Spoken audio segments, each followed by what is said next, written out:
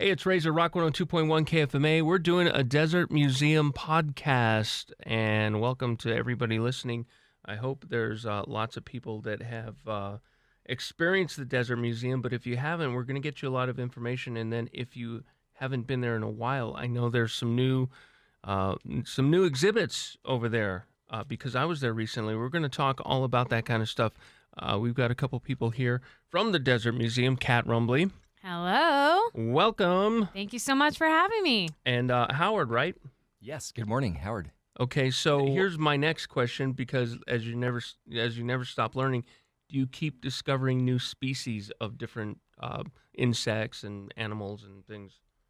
You know, there still is a lot of room for discovery out there, but not just for new insects, but for new behaviors. How do they work? How do they function? How do they reproduce? And so, yeah, there's recently at the Desert Museum, we found out some brand new behaviors of a really cool wasp that were never known before. So we kind of got our name out there for that too.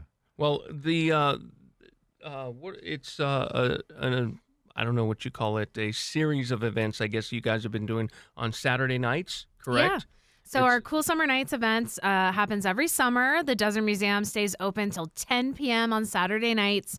So we open our doors at 7:30 in the morning. We are open till 10 p.m. So if you really want to be a Desert Museum rat, you can come out and party all day long.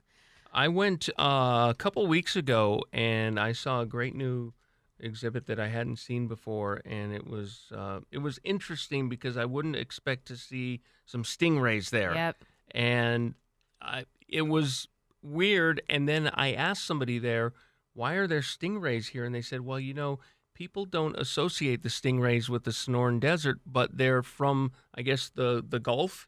Yeah, the Gulf of California. Yeah. That's actually that's one of our most commonly asked questions. I'm originally from Florida, so when I was interviewing for this position, they asked me to write something. Sorry, I'm getting distracted by the bugs. They asked me to write a blog post about stingrays in the desert, and I went straight to Google because I was like, well, I know we have stingrays here in Florida, but I don't know about the desert. So it's exactly what you said. We talk about the Sonoran Desert. The Gulf of California is in there. The stingrays are in there, and we talk about why ocean conservation is so important, even out here where there's no, close bodies of water, but you throw away your trash, if you litter, it's going to end up in a body of water somewhere. That is true. When I lived in Florida, it was all about manatees. Yeah, and, love the sea cows. But there's no manatees that are in the Sonoran part of the world, right? There's nothing like that, are there? Do we know? I wish we had a Sonoran manatee, but we don't. No? That would be awesome. What did you think this stingray felt like? It felt velvety. Yeah. I think is the word for it. I've heard that a lot. Velvet. Yeah, and it's funny, this one kid, it's one of my favorite answers. He was like 5. He said it felt like sliced mango. Like peeled mango. I could see that, right? And now when I eat mango, I just feel weird. And you feel like you're touching one? I feel like I'm eating stingray. And well, I'm like, no. It's funny that you asked what it felt like, because we didn't explain that you can put your hand in there into the pool where they're swimming. There's about, 20 of them or so that swim in there. And when you put your hand in there, they come by and they kind of give you like a high five or something. And Cool Summer Nights is a great time to come experience it because it's so different than during the day. You see animals that you wouldn't see during the day, like the bats and the scorpions. Did you hunt for scorpions with the UV light? Well, with the light, yes, I totally did, and I couldn't stop doing that. I kept pressing the button, and people were walking by. I'm like, "Hey, check this out!" Yeah. And I'm pressing the button. I'm like, "Look at that!" It is such a cool thing, yeah. Yeah, so no, we have it was some way bugs. cool. We brought you some bugs. I know. I noticed this beetle right here is upside down. I think he's struggling for something. I don't know what. But tell us about what you brought here today. Yeah, so we have an assortment of delicious bugness here. So right on the end there's that classic desert blonde tarantula female. And in the middle, we have some silk moths. Insect Insanity this coming Saturday night is going to be amazing because those silk moths will be there in mass, and people and kids can hold them and interact with them and get their pictures taken with them. These are jeweled scarab beetles here, shiny chrome and iridescent green. Yeah, those are very cool. Here, well, it doesn't like me. Oh, come on. There we go. Oh, yeah. If you were a juniper tree, it would like you a lot better. Are male or female? What? Can you tell? Yeah, with those, it's usually a size difference. Ah. So the males are usually smaller and the females are more robust. Same with Isn't the tarantula. that kind of the way that nature works with most species like that? It seems like the male's always smaller. It's true. You know, the male's contribution, if you will, is smaller, and the female's the one that has the burden of reproducing. So it's going to have those eggs or those live young. So their more body mass just makes sense. So what else do you have here? You talked about the tarantula. What part of the desert would you find that one in? That one is right here, right outside your door. Here we are in Tucson, and that is the kind of tarantula. There are many, many kinds, but the desert blonde tarantula is the one you're going to find right around here. The females are going to have those big, robust bodies in that lighter color, and the males are going to have those scrawnier bodies, but those much longer legs. This is what people can see at Insect Insanity. So people can come out and they can take pictures just like we're doing, take selfies with all of these beetles and you'll moss. have them out where they can. There's one. Oh, look, just it's one taking flight. Whoa. There we go. And the same thing where they can crawl on them and that Absolutely. type of thing. And do a lot of people get freaked out? Do you see a lot of people screaming and that type of thing? I like to think of the squeals that happen in the room with all these bugs flying around as squeals of delight, but I'm really not sure. There might be a couple of mild alarms, but mostly people are having a blast. Yeah, I can't imagine that you wouldn't. This looks so fun. How long is the Cool Summer Nights going? So Cool Summer Nights is through August 31st. So we've got Insect Insanity, and then after that is my favorite event, Harry Otter Night. So for all those Harry Potter fans, they got to come out. It's going to be super fun.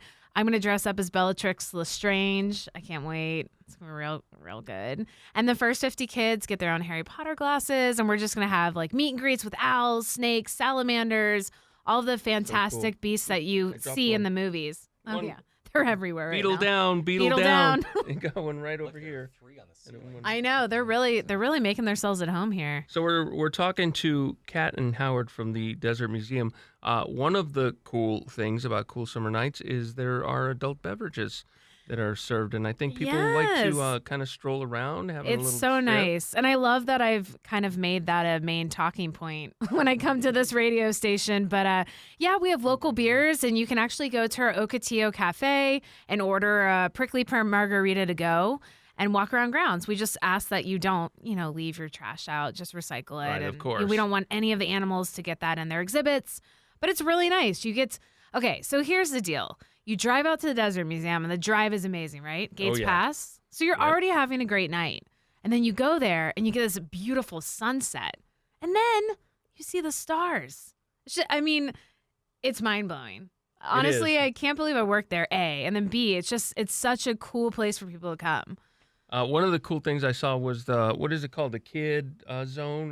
What is it called? Pack Rat Playhouse. Yes. Yeah. Explain that to us. Yeah, so that's our newest exhibit. It opened about a year ago, and it is Honey, I Shrunk the Kids, but Desert Edition. So the whole concept was the kids are a pack rat, so everything's supersized.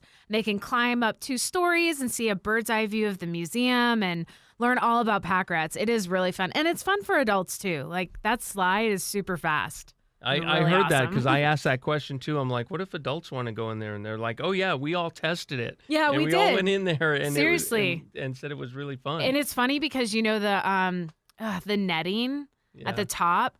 I remember as a kid that was so much fun and it was really easy, and then as an adult it was hard. I was like, maybe my balance difficult, yeah, right? It got worse. I don't know, but it's a really fun exhibit, and it's air conditioned, so during the summertime. Oh yeah, that's a big plus in there. Yeah. So any other things you want to point out here, because there's so many other cool things. Yeah.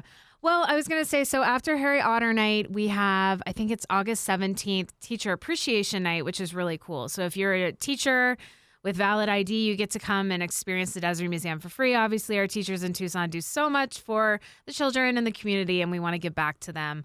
And then our final night of the season is August 31st, and it's Bat Night. Oh, nice. Yes, which is also another misunderstood creature. But I think, especially in Tucson, the bats are, they're everywhere, right? I know. Like under the bridges. Yep. They just, I've So, seen that when that happens, yeah. right at when the sun's going down, Yeah. and then all of a sudden there they all are. Super It's a pretty cool. amazing sight. And we're going to have tequila tastings that night to talk about, bats and then pollinating the agaves, and that's how you make tequila. So, Oh, that sounds fun. yeah, adult beverages there that night Yeah. as well. And then, we move into our other events. We've got a plant sale coming up in September, the 28th and the 29th. So you want to get your plants Oh, nice. because fall is actually the best time to plant in the Sonoran Desert. I did not know that. I thought it was spring, but Really? yeah, because I What- was like, why do we have a yeah, fall why? plant sale? And they said it's just better to plant in the fall because, well, Howard will know. Here's the nerd. Oh, you're right. Sure, it's a great time to plant the. We've had all of our summer rains. The soil is nice and warm, where it's not cold deeper down like it is in the spring. So that Mhm. late summer and fall is the ideal time. That makes sense. Okay, that makes sense. Tell me about this vinegaroon here that you Ooh. have here, because it's very spooky and scary. And I had an experience with something similar that I thought was a vinegaroon. It wasn't, but I mean, if I came across this thing in a dark alley, I would run. I used to feel that way when I saw my first vinegaroon as a child. I was mortified. What can that thing do to me? Turns out, not that much. It looks horrifying with that big thing that looks like a stinger in the back, because another name for the vinegaroon is whip scorpion, but all it can do as a defense is squirt vinegar at you. It's got a natural vinegar that it has that it Yes, squirts. so if you have a Caesar salad with no dressing, just tickle a vinegaroon, wham, there you go. What does vinegar do to its to its predator?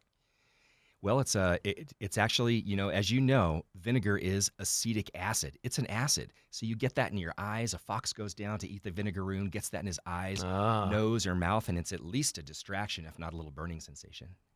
Well, I know I certainly don't like vinegar just when you open it up and you get that whiff. So I can imagine that anything that's trying to eat it would not be happy. And where's that found in the Sonoran Desert? What part?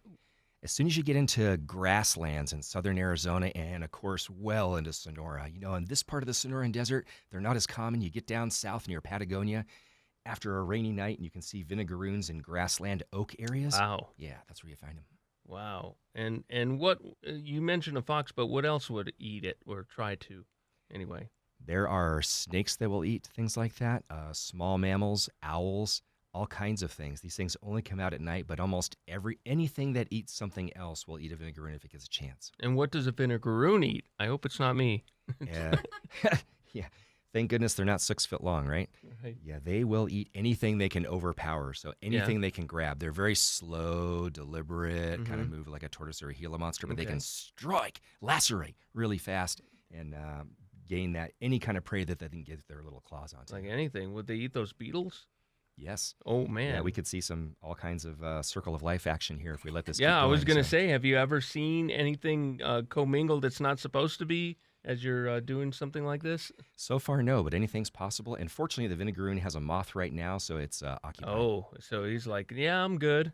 I'm good right now. All right. So again, it's cool summer nights. It's been going on for this summer over at Desert Museum. Give the address there in case people don't know, because there may be some people that have never been there before. Yeah, so we're on the super west side of Tucson, 2021 North Kenny Road.